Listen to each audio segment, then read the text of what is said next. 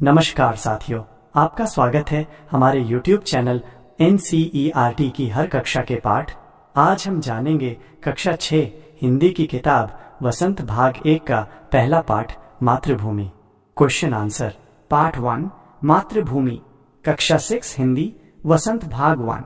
आइए अब इस कविता के सवाल जवाब और अभ्यास भाग को समझते हैं एक एक करके। पहला भाग, मेरी समझ से। प्रश्न 1, कविता में हिंद महासागर के लिए कौन सा शब्द प्रयोग हुआ है? विकल्प हैं चरण, वंशी, हिमालय और सिंधु। सही उत्तर है सिंधु, क्योंकि कविता में कवि ने हिंद महासागर को सिंधु शब्द से पुकारा है। प्रश्न 2, इस कविता में मुख्य रूप से क्या बताया गया है? विकल्प हैं भारत की प्रशंसा, भारत के महापुरुषों की जय, भारत की प्राकृतिक सुंदरता या भारत की वीरता। सही उत्तर है भारत की प्राकृतिक सुंदरता की सराहना की गई है, क्योंकि कविता में पहाड़ों, नदियों, वनों, हवाओं और धरती की सुंदरता का वर्णन किया गया है। अब समझते हैं कि ये उत्तर क्यों सही है। पहला उत्तर सिंधु इसलिए सही है क्योंकि कविता में हिंद महासागर को सिंधु कहा गया है। दूसरा उत्तर प्राकृतिक सुंदरता इसलिए क्योंकि पूरी कविता में भारत की प्रकृति की बात की गई है, जैसे नदियां, पहाड़, वसुंधरा, झरने, कोकिल, वायु आदि। अगला भाग मिलाकर करें मिलान। अब हम कुछ खास शब्दों को उनके अर्थ से मिलाएंगे। हिमालय भारत की उत्तरी सीमा पर फैली पर्वतमाला।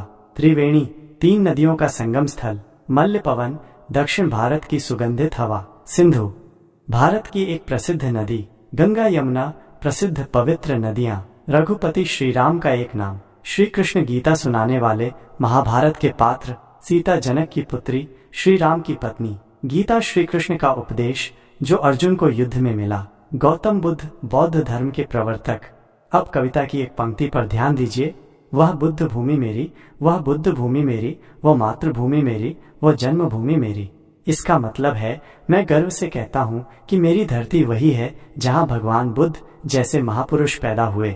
यही मेरी जन्मभूमि है, यही मेरी माँ जैसी मातृभूमि। अब कुछ सोचने वाले प्रश्नों पर बात करें। कोयल कहाँ रहती है? कोयल वनों में रहती है। तन मन कौन संवारती है? वसुंधरा यानी धरती माँ। झरने कहाँ से झरते हैं? पर्वतों से।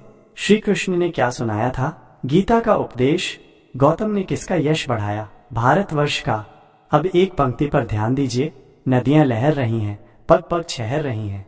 यहाँ लहर का मतलब है पानी की गति, उमंग, जोश, और छहर का मतलब है पानी का फैलना, बहना। तो कविता ये कह रही है कि भारत की नदियां पूरे देश को जीवन दे रही हैं। हर कदम पर उनका पानी छलक रहा है। कविता की रचना समझिए। गंगा यमुन त्रिवेणी नदियां लहर रही हैं।